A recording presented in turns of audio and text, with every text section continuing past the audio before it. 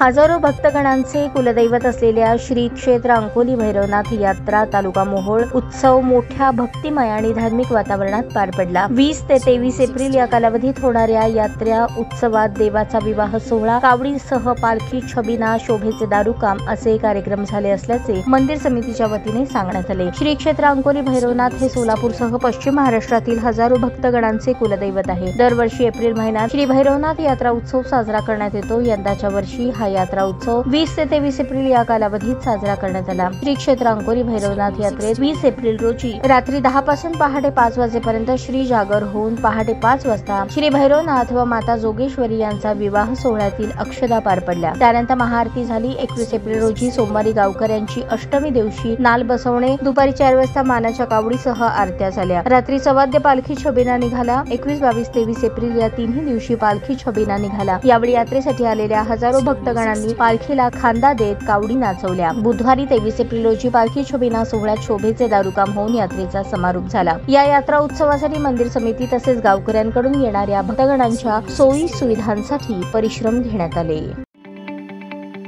ताज्या बातम्या पाहण्यासाठी प्राईम महाराष्ट्र न्यूज चॅनलला सबस्क्राईब करा।